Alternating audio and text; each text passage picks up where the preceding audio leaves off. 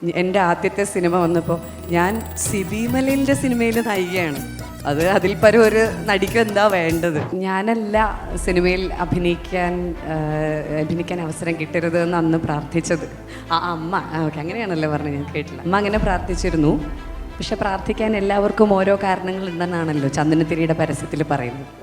എൻ്റെ ഫോട്ടോഗ്രാഫ് മലയാള മനോരമയുടെ കവർ പേജായിട്ട് വന്നിട്ട് ആ കവർ പേജിൻ്റെ ഫോട്ടോ കണ്ടിട്ടാണ് എന്നെ ഓഡീഷന് എന്നെ വിളിക്കുന്നത്. അപ്പോൾ പിന്നീടാണ് ഞാൻ അറിയുന്നത് എത്രയോ നാളുകളായിട്ടൊരു ഹീറോയിനെ അന്വേഷിച്ച് അവർ ഒരു പുതുമുഖത്തിന് വേണ്ടി നോക്കുമായിരുന്നു എന്ന്. പക്ഷെ എനിക്കിപ്പോഴും മനസ്സിലാവുന്നില്ല, എൻ്റെ ജീവിതത്തിൽ ആദ്യമായിട്ടൊരു ജീൻസ് ഇടുന്നത്, ഒരു പാൻസ് ഇടുന്നത്, ഒരു കൂളിംഗ് ഗ്ലാസ് വെക്കുന്നത്, ഹീലുള്ളൊരു ചെരുപ്പിടുന്നത് ഒക്കെ എൻ്റെ ലൈഫിൽ ആദ്യമായിട്ട് ഞാൻ ഈ ഇഷ്ടം എന്ന് പറയുന്ന സിനിമയിലാണ് ഞാൻ ചെയ്യുന്നത്.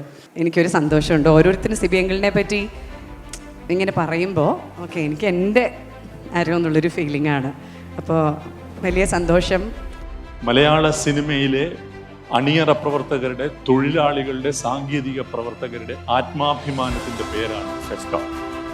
ആ സംഘടനയെ 2008 മുതൽ ഇന്ന് വരെ നിലനിർത്തുന്നുണ്ടെങ്കിൽ അതിൻ്റെ ചാലകശക്തി അത് Sibi മലയിലാണ്. CB Malayils Disciples in association with Ginger Media presents Happy Peanut Butter and Global Education Consultants. CB Malayils Muttaram Kunnupiyo celebrating 40 years, co-presented by Aquastar UPVC Gutters and Disart Interiors in association with Arabian Gold and Diamonds, Luella, Indira Gandhi Group of Institutes, Single Bob and Pickles and Spices, Hammer Interior Solutions.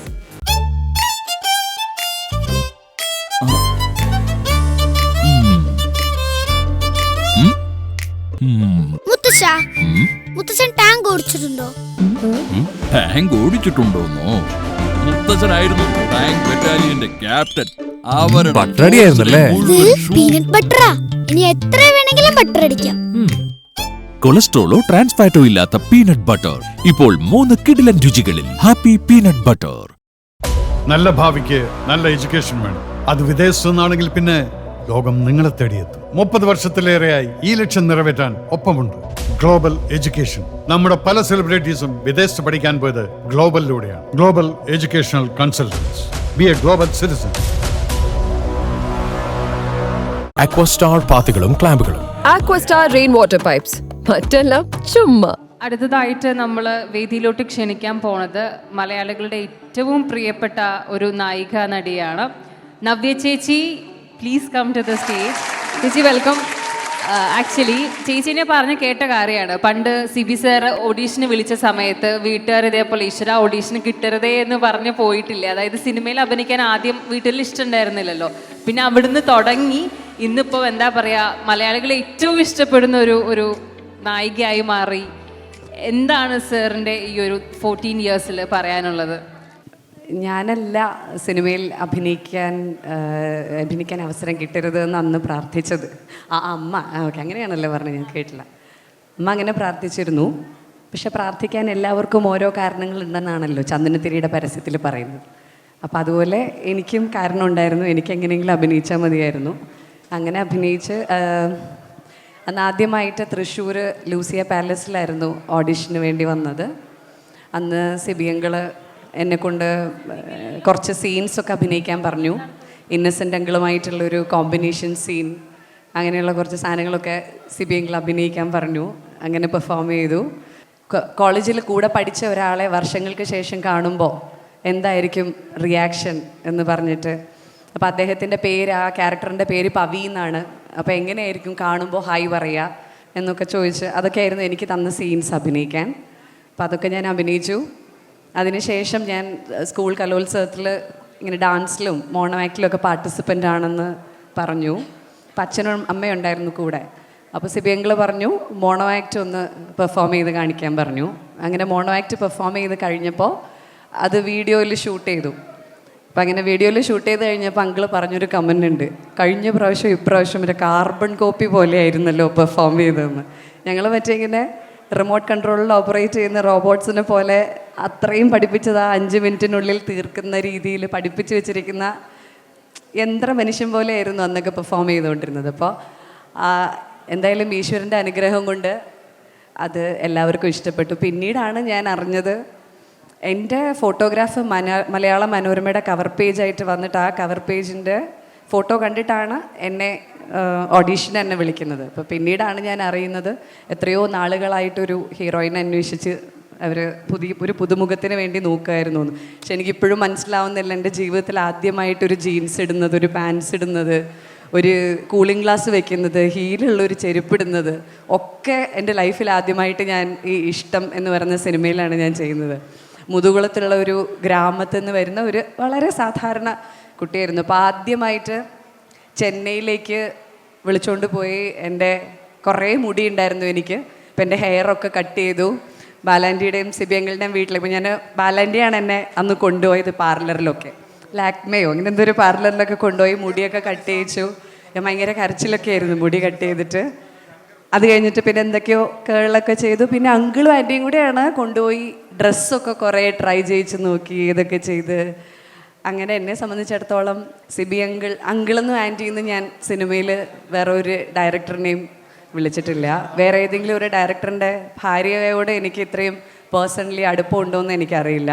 എന്നെ സംബന്ധിച്ചിടത്തോളം സിനിമയിൽ അല്ലെങ്കിൽ ഇന്ന് ഞാനായി നിൽക്കുന്ന ഇങ്ങനൊരു പേര് ഉച്ചരിക്കപ്പെടാൻ, എൻ്റെ പേര് ധന്യ എന്നാണ്. അപ്പോൾ ആ പേര് ഇട്ടത് മുതൽ എനിക്കൊരു പേര് നൽകി, എനിക്കൊരു ജീവിതം നൽകി, എനിക്കൊരു ഐഡൻറ്റിറ്റി നൽകി, ഇന്ന് എന്നെ ഞാനാക്കി ഈ വേദിയിൽ നിർത്തിയത് സിബി അങ്കിൾ എന്ന വലിയ മനുഷ്യനാണ്.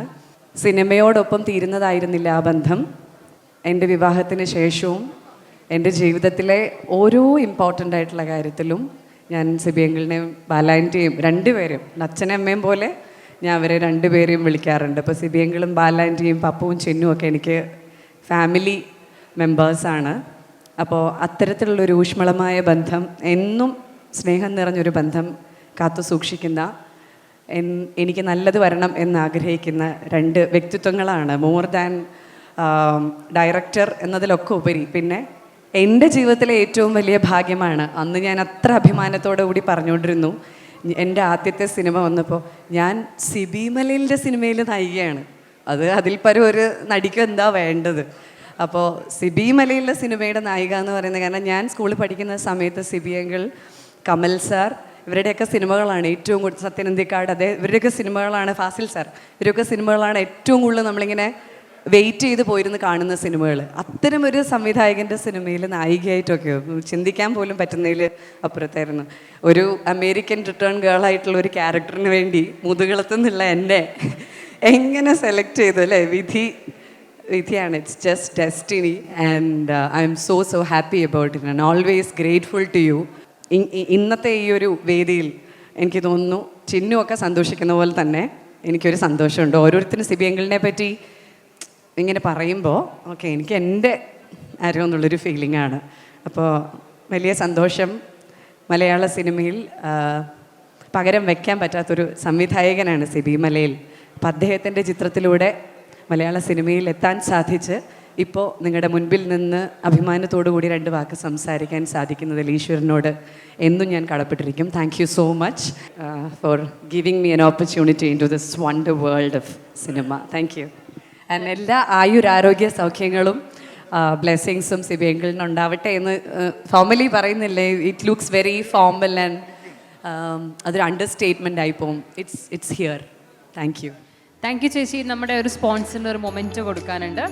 ഇന്ദിരാഗാന്ധി ഗ്രൂപ്പ് ഓഫ് ഇൻസ്റ്റിറ്റ്യൂട്ട്സ് ബാംഗ്ലൂരിലെ chairman mister Prasad P V, please come to the stage. Sibi സാറിനെ കൂടെ വേദിയിലേക്ക് ക്ഷണിക്കുകയാണ്.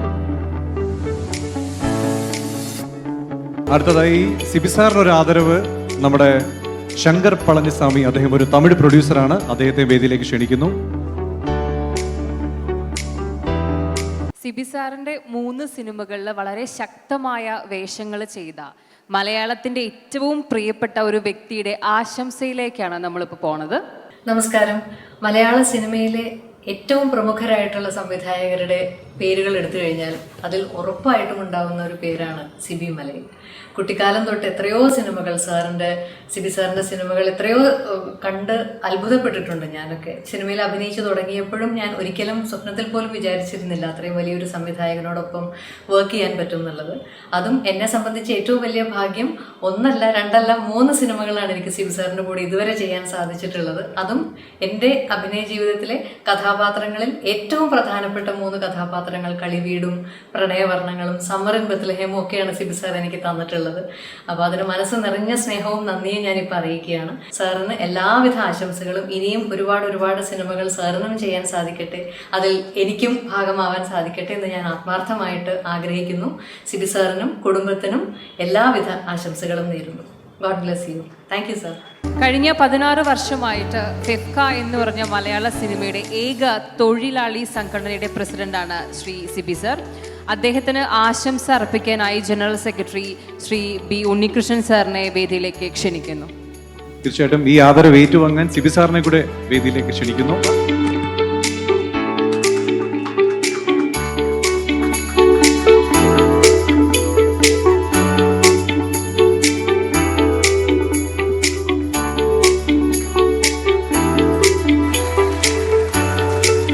എന്നെ സംബന്ധിച്ചിടത്തോളം, എൻ്റെ സഹപ്രവർത്തകരെ സംബന്ധിച്ചിടത്തോളം ഏറ്റവും അഭിമാനകരവും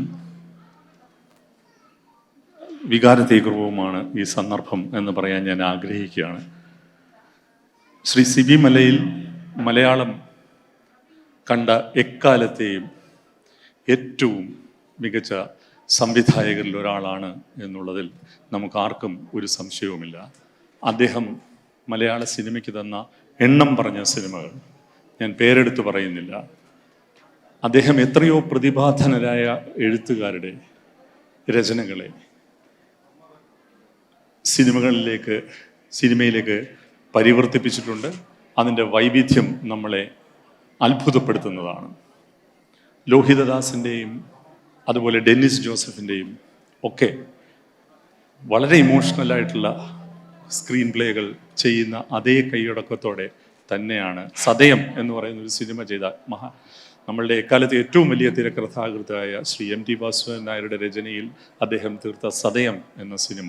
പക്ഷേ അതേ സംവിധായകനാണ് ശ്രീ എസ് എൻ സ്വാമിയോടൊപ്പം ഓഗസ്റ്റ് 1 എന്ന സിനിമ ചെയ്തത്. ഇത് സിബി മലയിൽ എന്ന സംവിധായകൻ്റെ ഒരു വലിയ, അദ്ദേഹത്തിൻ്റെ ഒരു ഫിലിം ഡയറക്ടർ എന്ന നിലയിൽ അദ്ദേഹത്തിൻ്റെ വിഷൻ എത്രത്തോളം വിശാലമാണ് എന്ന് നമ്മളെ കാണിക്കുന്നതാണ്.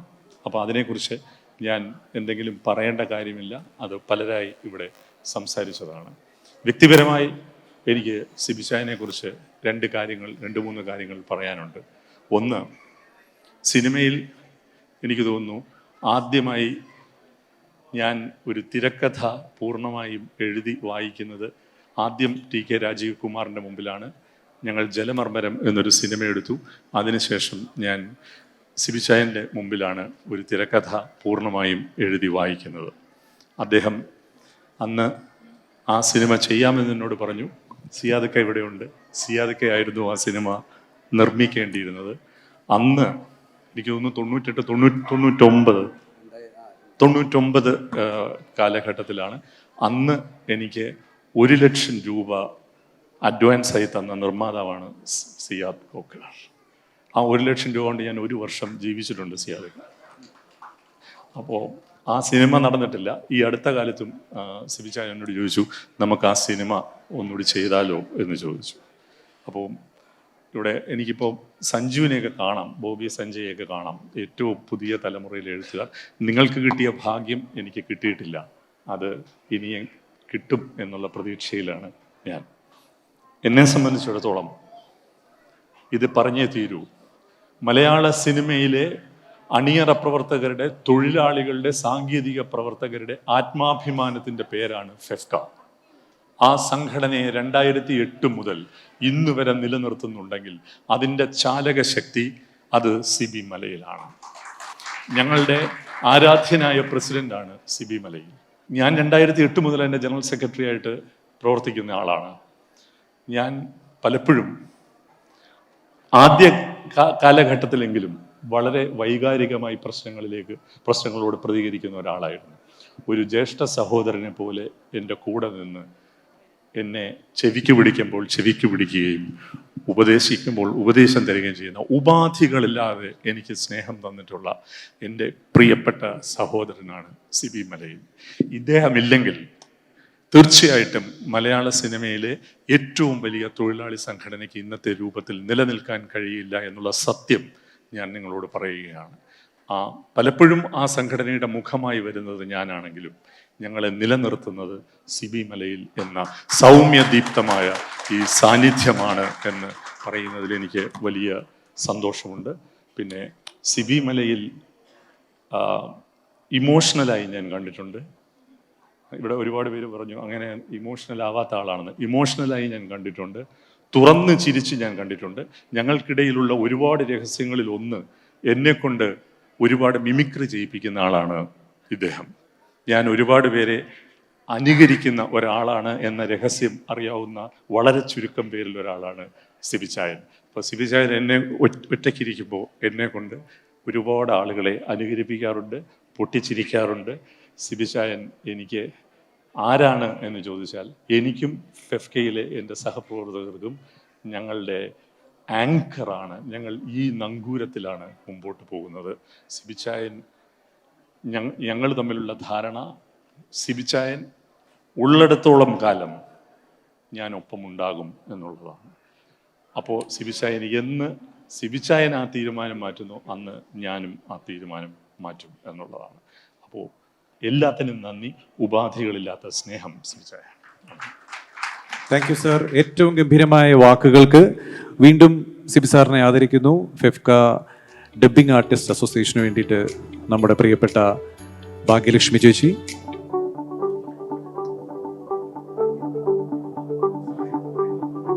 ഫെഫ്ക എന്ന സംഘടനയുടെ ഉണ്ണി സൂചിപ്പിച്ചതുപോലെ കഴിഞ്ഞ 16 വർഷങ്ങൾ അതിൻ്റെ തലപ്പത്തിരിക്കാനുള്ള ഭാഗ്യം സിദ്ധിച്ച ആളാണ് ഞാൻ. ഓരോ ഘട്ടത്തിലും കാലാവധി തീരുമ്പോൾ അതിൽ നിന്നും പിന്മാറാൻ ആഗ്രഹിക്കുമ്പോൾ ഇവരുടെ സ്നേഹപൂർവമായ നിർബന്ധമാണ് എന്നെ തുടരാനുള്ള നിർബന്ധം കൊണ്ടാണ് ഞാനിവിടെ ഇപ്പോഴും ഈ പ്രസിഡന്റ് സ്ഥാനത്ത് നിൽക്കുന്നത്. ഞാൻ പുറകിൽ നിൽക്കുന്നു എന്ന് മാത്രമേ ഉള്ളൂ. മുമ്പിൽ നിന്നുകൊണ്ട് അതിനെ നയിക്കുന്നത് ഉണ്ണികൃഷ്ണൻ തന്നെയാണ്. ഉണ്ണികൃഷ്ണനോടൊപ്പമുള്ള ഞങ്ങളുടെ സ്റ്റിയറിംഗ് കമ്മിറ്റി ഉൾപ്പെടെയുള്ള ശക്തമായ ഒരു ടീമുണ്ട്. ഫെഫ്ക മലയാള സിനിമയുടെ ഏറ്റവും ശക്തമായ ഒരു സാന്നിധ്യമായി നിലനിൽക്കുന്നത് ഉണ്ണികൃഷ്ണൻ എന്ന ജനറൽ സെക്രട്ടറിയും അതോടൊപ്പം തന്നെ ഏറ്റവും ശക്തമായ ഒരു വലിയ വിഭാഗം തൊഴിലാളി പ്രവർത്തകരുമാണ്. അതിൽ അവർക്ക് പിന്തുണയായി നിൽക്കുക എന്നുള്ളത് മാത്രമാണ് എൻ്റെ കടമ. അത് ഞാൻ നിർവഹിക്കുന്നു എന്ന് മാത്രമേ ഉള്ളൂ. തീർച്ചയായിട്ടും ഇവരുടെ ഓരോരുത്തരുടെയും ഈ സ്നേഹത്തെ, ഇന്നിവിടെ വന്ന് എന്നോട് ചൊരിഞ്ഞ ഈ സ്നേഹത്തിന് ഒരുപാട് നന്ദിയുണ്ട്. എനിക്ക് പ്രത്യേകമായിട്ടൊരു നന്ദി പറയാനുള്ളത് എൻ്റെ ഡ്രൈവേഴ്സ് യൂണിയനാണ്. അവർ നിർലോഭമായിട്ട് ഈ പ്രോഗ്രാമിൻ്റെ എല്ലാ ട്രാൻസ്പോർട്ടേഷൻ്റെ കാര്യങ്ങൾക്കും അവരവരുടെ വാഹനങ്ങൾ വിട്ടുതരികയാണ്. ആരും ആവശ്യപ്പെട്ടിട്ടല്ല. അതിൻ്റെ ഒരു ഫ്യൂവല് പോലും അവർ തന്നെ ഫില്ല് ചെയ്തിട്ടാണ് നമ്മളെ കൊണ്ടുപോയി. എനിക്ക് വേണ്ടി എന്നെ വിളിച്ച് അവർ പറഞ്ഞത് ഈ പ്രോഗ്രാമായിട്ട് ബന്ധപ്പെട്ട് 3-4 ദിവസമായിട്ട് അവരുടെ വാഹനത്തിലാണ് ഞാൻ സഞ്ചരിക്കുന്നത്. അത് അവരുടെ അവകാശമാണെന്ന നിലയിലാണ് അവർ പറയുന്നത്. ആ അവകാശത്തെയും ആ സ്നേഹത്തെയും ഞാൻ ഏറ്റുവാങ്ങുകയാണ്. ഓരോരുത്തരും അതേപോലെ ഓരോ സംഘടനകളും അതിൻ്റെ പ്രതിനിധികളും എന്നോട് കാണിക്കുന്ന സ്നേഹത്തിന് ആദരവിന് നന്ദി. ഏറ്റവും നന്ദി പറയേണ്ടത് എല്ലാ പ്രതിസന്ധികളെയും, ചലച്ചിത്ര മേഖലയിൽ ഉണ്ടാകുന്ന എല്ലാ പ്രതിസന്ധികളെയും മുന്നിൽ നിന്ന് നയിക്കുന്ന ഉണ്ണികൃഷ്ണനും വേണ്ടി പിന്നിൽ നിന്ന് നൽകുന്ന ഒരു പിൻബലം മാത്രമായിട്ടാണ് ഞാനുള്ളത്. എല്ലാവർക്കും ഇവിടെ വന്ന് സ്നേഹവും ആദരവും സന്തോഷവും എല്ലാം പങ്കുവെച്ച എല്ലാവരോടും നന്ദി, നമസ്കാരം. നേരത്തെ ഞങ്ങൾ ഡബ്ബിംഗ് ആർട്ടിസ്റ്റുകളുടെ ഒരു ആദരവാണ് ഞങ്ങളിവിടെ സാറിന് നൽകിയത്. എനിക്ക് സിബി സാറിനെ കുറിച്ച് പറയാൻ ഇവിടെ ഒരുപാട് പേര് ഒരുപാട് കാര്യങ്ങൾ പറഞ്ഞു. അതുകൊണ്ട് തന്നെ ഞാനത് ഒരുപാട് ദീർഘിപ്പിക്കുന്നില്ല. 1986 ദൂരെ ദൂരെ ഒരു കൂട് കൂട്ടാം എന്ന സിനിമയിൽ ഞാൻ ആദ്യമായി സിബി സാറിൻ്റെ പടത്തിൽ മേനകയ്ക്ക് ശബ്ദം കൊടുക്കുന്നു. പിന്നീട് അവിടെ നിന്നങ്ങോട്ട് ഒരുപാട് സിനിമകൾ എനിക്ക് ചെയ്യാനുള്ള അവസരം, ദശരഥം, എഴുതാപ്പുറങ്ങൾ, സിന്ദൂരരേഖ, ഇങ്ങനെ ഒരുപാട് നല്ല സിനിമകൾ ചെയ്യാനുള്ള അവസരം തന്നു. നേരത്തെ പലരും പറയുന്ന പോലെ വളരെ സോഫ്റ്റ് ആണെങ്കിലും വളരെ കാർക്കശ്യത്തോടുകൂടി തൻ്റെ കാര്യങ്ങൾ, അത് ഒരു എക്സ്പ്രഷനും ഇല്ലാതെ തന്നെ, പക്ഷെ അത് നമുക്ക് ഉള്ളിലൊരു ചെറിയ കിടുങ്ങലുണ്ടാക്കും. സിബി സാർ അത് നമ്മളോട് പറയുമ്പോൾ, അത് ജോലിയിലാണെങ്കിലും അല്ലെങ്കിൽ സംഘടനയിലാണെങ്കിലും നമ്മുടെ ചില പെരുമാറ്റങ്ങളോ നമ്മുടെ ചില വാക്കുകളോ ശരിയല്ല എന്ന് തോന്നിക്കഴിഞ്ഞാൽ വളരെ സൗമ്യനായി തന്നെ നമ്മളോട് പറഞ്ഞ് പ്രകടിപ്പിക്കുന്ന ഒരു, ഈ പറയുന്ന മാതിരി ഞാൻ ദേഷ്യപ്പെട്ട് ഒരിക്കലും കണ്ടിട്ടില്ല. ദേഷ്യം വരുമോ എന്ന് എനിക്കറിയില്ല, പക്ഷേ ഈ വാക്ക് പറയുമ്പോൾ നമുക്കറിയാം അദ്ദേഹത്തിൻ്റെ ഉള്ളിൽ ആ ദേഷ്യം അല്ലെങ്കിൽ വിഷമം ഉണ്ട്, നമുക്ക് നന്നായിട്ട് മനസ്സിലാക്കാൻ സാധിക്കും. ഇപ്പോൾ ഞങ്ങളുടെ വകയായിട്ട് മറ്റൊരു ആദരവ് കൂടി ഞങ്ങൾ ഇവിടെ സിബി സാറിന് നൽകുകയാണ്.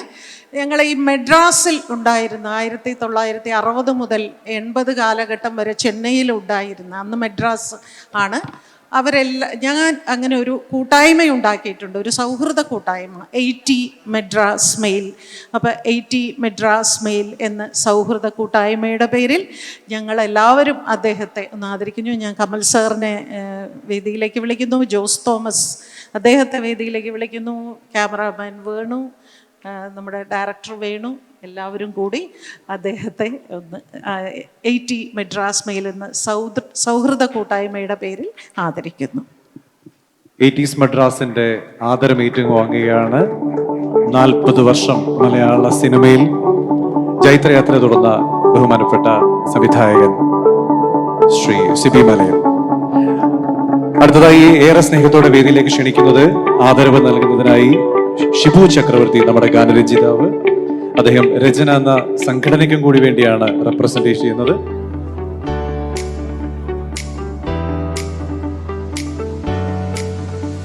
അടുത്തതായിട്ട് സമം, നമ്മുടെ പ്ലേ ബാക്ക് സിംഗേഴ്സിന്റെ കൂട്ടായ്മയാണ്. അവര് സുദീപ് കുമാർ, അഫ്സൽ, പ്രതിഭ, പ്രീതി എല്ലാവരും കൂടി ചേർന്നാണ് സാധാരണ ആദരിക്കുന്നത്.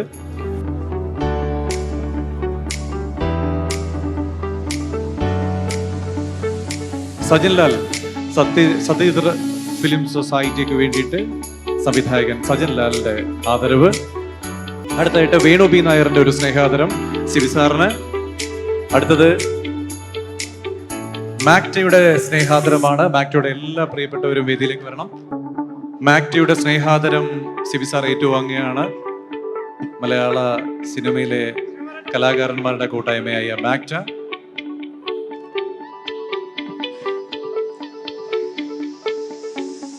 സിബി സാറിന്റെ പ്രൊഡ്യൂസേഴ്സിനെയാണ് വേദിയിലേക്ക് ക്ഷണിക്കുന്നു. ആദ്യം തന്നെ വിളിക്കുന്നത് അഗസ്റ്റിൻ എലിഞ്ഞപ്പള്ളിയാണ്. അദ്ദേഹം വളയം സിനിമയുടെ നിർമ്മാതാവാണ്. അദ്ദേഹത്തിന്റെ ആദരവ് സിബി സാർ ഏറ്റുവാങ്ങുന്നു. നന്ദകുമാർ, മിസ്റ്റർ നന്ദകുമാർ സാറിനെ വേദിയിലേക്ക് ക്ഷണിക്കുന്നു. തീർച്ചയായിട്ടും കിരീടം ഉണ്ണി, ദിനേശ് പ്രഭാകർ എല്ലാവരും ഒന്ന് ലൈനപ്പ് ചെയ്താൽ സന്തോഷമായിരുന്നു. Mudra Sasi sir, 7 Arts Vijayakumar sir നമ്മുടെ ഫ്രണ്ടിൽ തന്നെ നിൽക്കുന്നുണ്ട്. ഔസേപ്പച്ചൻ വാളക്കുഴി, പ്രേം പ്രകാശ്, സാജൻ വർഗീസ്, സിയാദ് കോക്കർ, ഷാജി കൈലാസ്, ജയൻ സാർ, എല്ലാവർക്കും വേണ്ടി 7 ആർട്സ് വിജയകുമാർ സാർ, മലയാള സിനിമയിൽ ഏറ്റവും കൂടുതൽ ഹിറ്റുകളുള്ള, ഏറ്റവും കൂടുതൽ സിനിമകൾ നിർമ്മിച്ചിട്ടുള്ള ഏറ്റവും ബഹുമാനപ്പെട്ട 7 ആർട്സ് വിജയകുമാർ സാർ. വേദിയിൽ കിരീടം ഉണ്ണി ഉൾപ്പെടെ, ഔസേപ്പച്ചൻ വാളക്കുഴി ഉൾപ്പെടെ ഒരുപാട് കേരളത്തിലെ പ്രശസ്തരായ പ്രമുഖരായ നിർമ്മിതാക്കൾ.